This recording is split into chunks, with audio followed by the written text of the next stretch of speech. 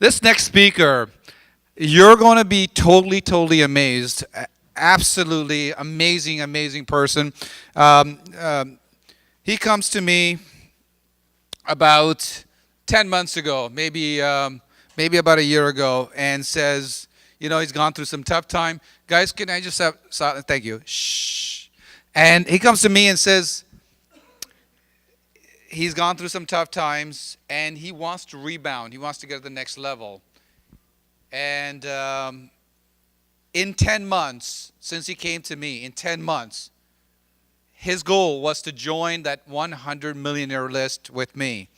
And I'm very proud to tell you that in 10 months, he became our 10th millionaire. Just give him a hand. Let's give him a hand, first of all.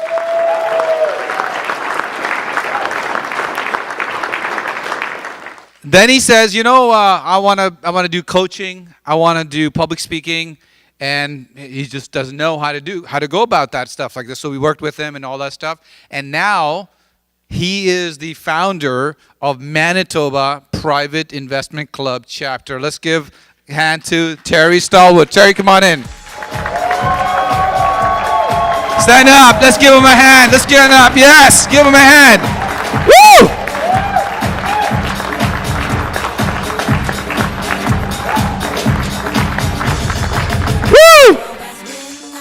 Thank you. Please have a seat.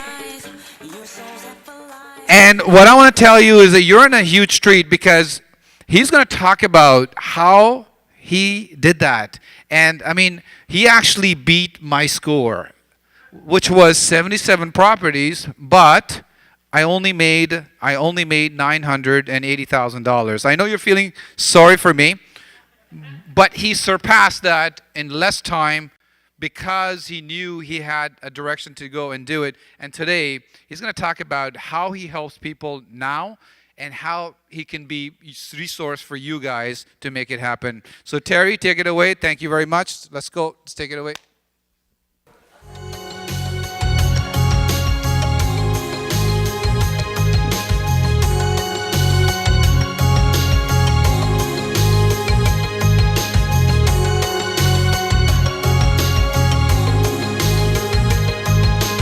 Do it with somebody that knows what they're doing, and you can learn it way more quicker.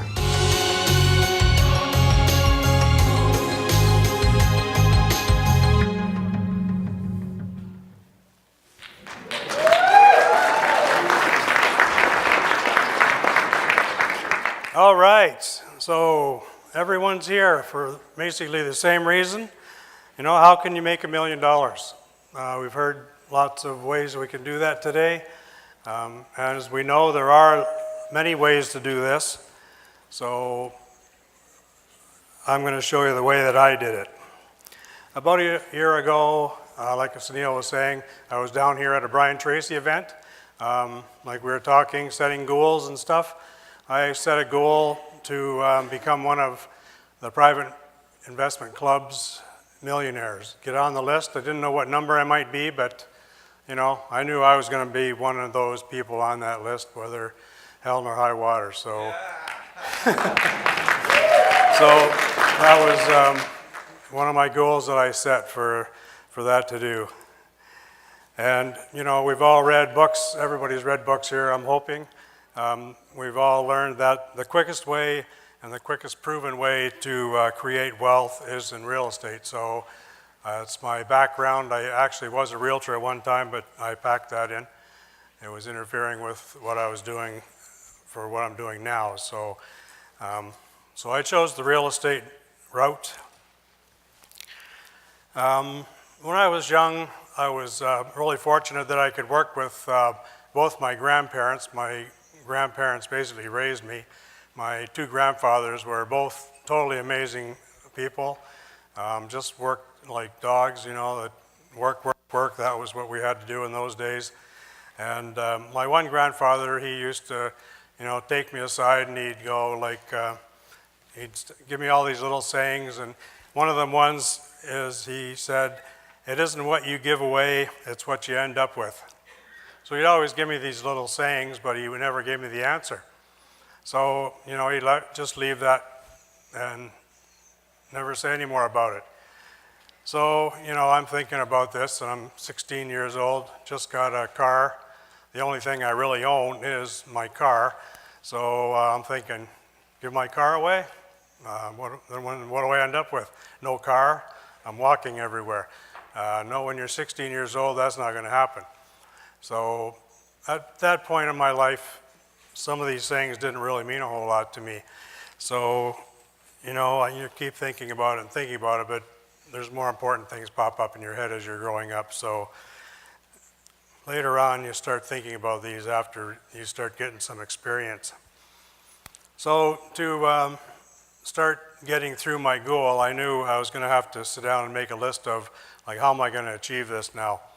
So, join a large networking club, search for money partners, find the best investment realtor, find the best deals in Winnipeg, become a joint venture master, and build my own power team. So, about 3 years ago, I joined the private investment club, probably one of the best things I've ever done in my life. Like Sunil said, I was at a down and out, basically. I went to investor forum in Winnipeg. I met Sunil and some of his staff, and we talked and everything, and so I go home, and my wife says, how did you make out at the investor forum? I said, well, pretty good. I met these people, and I bought a private investment club membership. Whoa, like at that time, that was just about cleaned me out. But I just had a feeling and a connection with Sunil and some of the members that I just knew that, this is probably what I should really be doing at this point in my life. So we started talking after and working together, and he gave me some great ideas, great insight, and it was just amazing working with them. So at this point, I've already got this one covered because I've already joined the private investment club. Searching for money partners. At that point, I had no really cash to deal with, so I had to go out and I made a list of people that I knew had money, and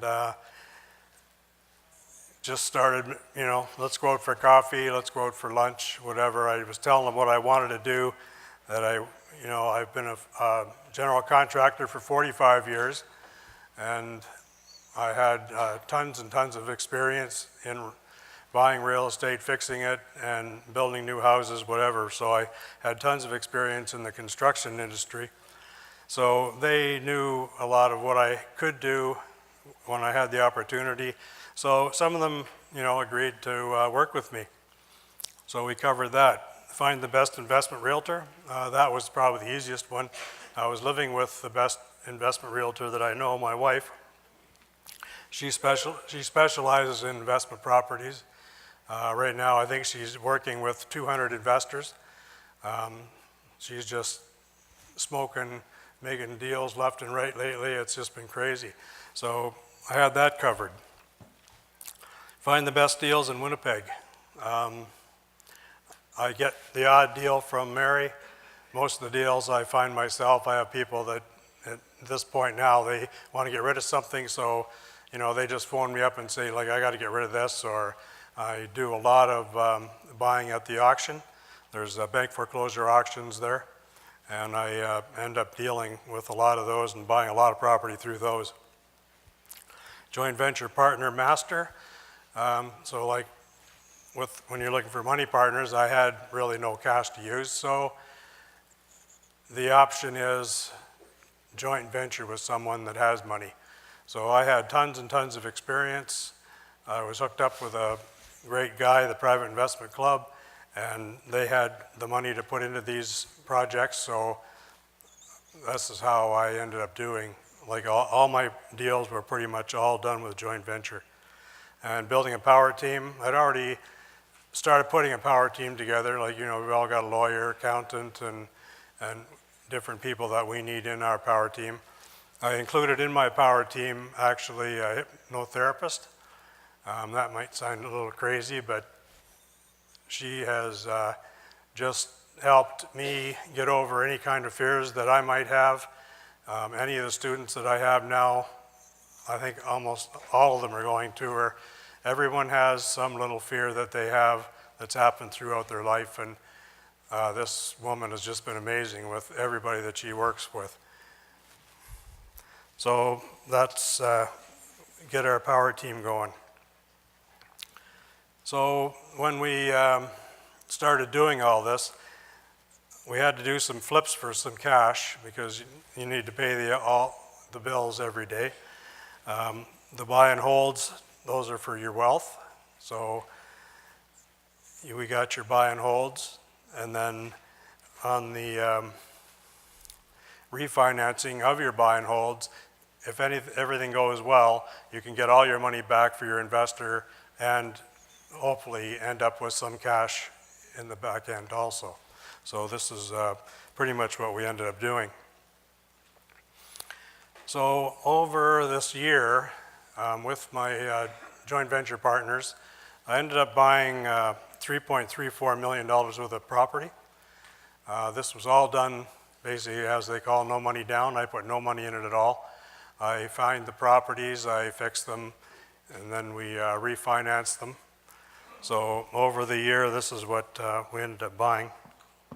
Just give him a hand,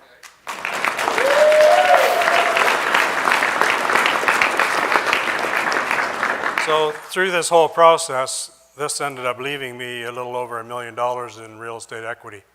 I work with my joint venture partners as a 50-50 split, so anything that I make, they also make. So I made myself a little over $1 million in this year, and my investors made a little over $1 million in this year. So, you know, I get sometimes questions, why would anybody in their right mind give you money when you have no money at all to put into a project? And why would they even do that? Well, I made myself $1 million, and I made my investors $1 million, so that's a pretty good reason right there. Yeah, Terry.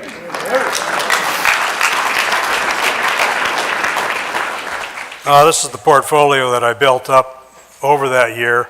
These are a bunch of the properties. I have this actually in one of my brochures at my table if anybody wants one.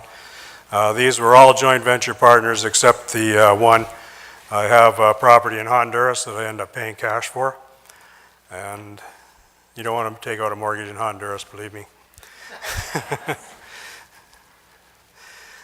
This is one of the properties I'm going to share with you. I got this through an auction. It's this is not your typical deal. This deal is pretty amazing, but it was. I heard it was coming up for auction. We actually, when we looked it up, it was already listed. So when somebody's going to lose their place at an auction, I don't know why, but they don't list it 3-4 months prior. They wait till a week before it's going up for auction. So you really have no hope in hell to even get rid of it. But they had this listed for $540,000. It was a 5-plex with an office space in the front. So when I went to the auction, I ended up buying this for $160,000.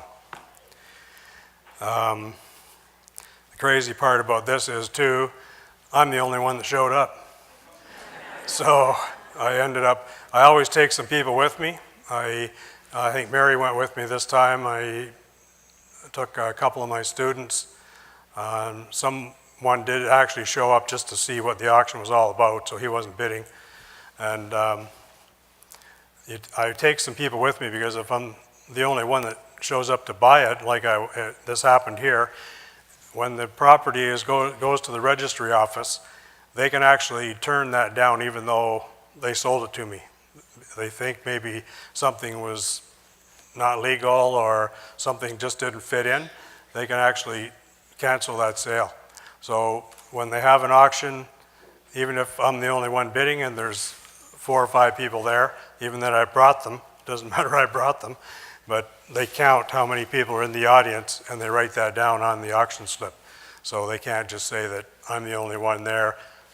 It was sort of made out that they gave me this deal at one time. So it's good to have a few people listed on the auction slip at the end. So we bought this for $160,000. We put in some renovations. There was $30,000 back taxes, about a $6,000 back water bill. So we paid all that off, and in the end, we ended up investing about $225,000 in cash. This was a cash deal. So we get it all done. We find them, fix them, and now we refinance it. So I'm getting a typical bank mortgage now. The bank came in, they appraised it at $560,000, which was great. So now the total money invested is the $225,000, which left a potential profit of $335,000 at 60% return on investment. Terry Stallwood in the house. So with the new appraisal at $560,000, they actually offered me a mortgage of $448,000. So I said, no, I don't really want that, but I will take a mortgage for $400,000. So I'd like to keep more equity into the properties. If anything happens, market goes down, you know, whatever, I like to have that safeguard. So we took the mortgage of $400,000. My investor got us $225,000 back. That left $175,000 of mortgage funds still available. So my investor and myself split this 50-50, so we ended up getting $85,000 cash each out of that. When it comes out of a mortgage proceed like that, there's no income tax on it. So 85 grand each, tax-free.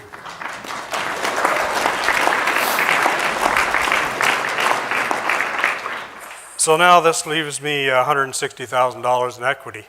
Some people say, well, equity is not really money, but when you're doing something like this, it's classed as money because they take the down payment away from the $560,000. So they're allowing you money, you know, from the appraised value, which 500 or 160,000 was more than the 20 or 25%, which you would need in there. So I keep higher equity into some of these properties.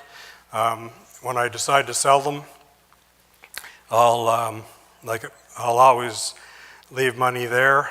Like I would maybe sell this property for even $500,000, leaving $60,000 there for the next investor. I like to pass on a really good deal if I can. So now coming full circle, this is back to my grandfather here. It isn't what you give away, it's what you end up with. So, you know, typical example, I gave Sunil some money and I ended up with a little over $1 million. And he didn't charge. Luckily, he didn't charge me $1 million.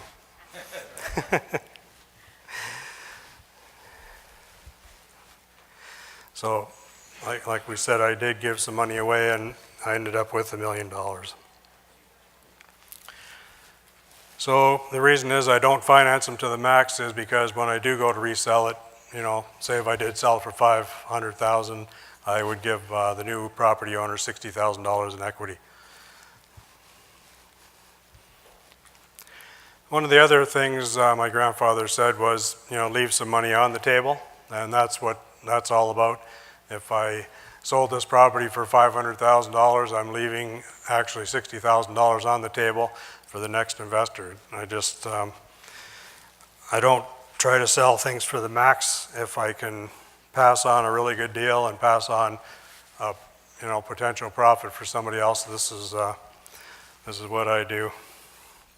I would normally offer a building like this. If I'm going to sell it for that, I would offer to my students, PIC members first. If no one was interested, then I just usually open it up to the public.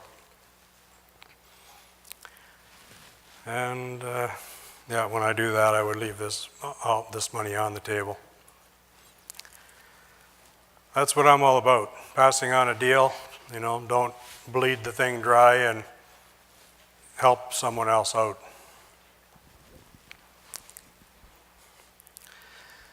So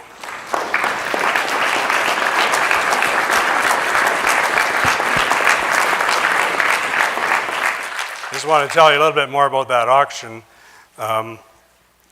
When we're up there, I get there, I realize I'm the only one there. I'm there every week. There's an auction every week, and the people really know me well because I buy more property there than anybody. So I'm in there and I'm talking to the auctioneer and everything, and it comes down, when it says the auction's at 10 o'clock, it's at 10 o'clock, not 5 minutes or 10 seconds after or whatever. She starts, at 10 o'clock, she starts reading her auction slips and everything, and then when you come into this old building, you open the door, it makes a big noise, and you got to come in and you come up the stairs to the auction room. So we're sitting there and I hear the door open, and she just started reading all the auction documents. I'm going, holy shit, somebody's coming. So she kind of heard the door open too, and she read through the documents, and she's sitting there, or standing there looking at me, and she knows I want this property, and she's got that kind of look on her face. Should I wait to see who comes up? And I'm just going, come on, let's get this thing rolling here. So she just started going, and she said, okay, we have an opening bid of $160,000. Do we have an opening bid? So, I'm going like that. Come on, let's go. So she's going, okay, going once, going twice. She just says, sold to this gentleman in the back row. I always sit in the back row because I don't want to see who's bidding in front of me all the time. So she says, sold, and the guy just walks in the door and he says, oh, am I too late for the auction? And the lady says, sorry, sir, the auction just ended. So I'm going, oh my God, this is so amazing, because this was just a crazy deal. So I'd just like to thank Sunil for all the help that he gave me, all the PIC members. You need to get to meet all the other millionaires that are in this club. They're amazing people. Everybody's trying to help everybody. The staff is amazing too, so I'd just like to thank PIC and the members for all their help that they gave me doing this. So now I'm doing mentoring now. I'm putting programs together so I can help people not make a lot of the mistakes that I made.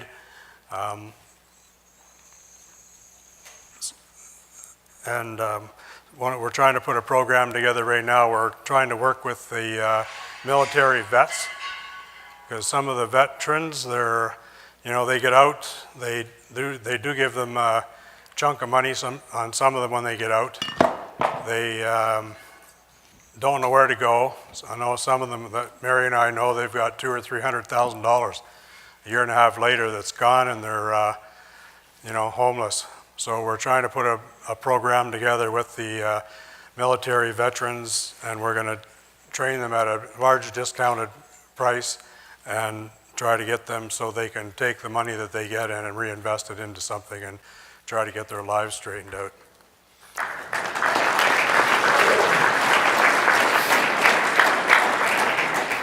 We're always looking for more joint ventures, venture partners, I mean. There's just not enough partners to get all the deals done, and anyway, in Winnipeg, the market is really hot right now, and there's always some really good deals coming up. Maybe not as good as the one we looked at, but there are really good ones. We're always looking for money investors too, and all kinds of projects, larger, smaller, whatever. Buying a property that's cheap, it's always the old saying, buy cheap, sell high. It comes down to the whole thing is not just buying the cheap property. Nowadays, you need to use all the tools that you can. Melba was talking about tools and doing financial things with different tools and stuff. There's a Shop Financial that's just come to Canada like 6-7 months ago. It's called the Debt Shredder. It's something that we're starting to use now. One of my students bought it. They had a $750,000 mortgage. It's actually a software program. You put in all your debt and everything else, and it figures out the fastest way to zero for you. So they had a $25,000 mortgage for $750,000. Once they put all their figures in there, it brought the mortgage down to 7.5 years, and they saved $400,000 in interest. So this is something that you update. real time. You update it every day. You know, it's not like you have a strict budget. You do have room to move around. It totally calculates the whole thing every time you punch stuff in there. And this is something that we're starting to use. I do have a little bit of information here if anybody wants to know anything about that. But for anybody in doing investments, and if you can pay off duplex or triplex in 7.5, 8 years rather than 25, you know, that's amazing. Make sure you're signed up at our table. We're actually giving away a Apple Watch there. And I'd just like to thank everybody for coming out, and thank you.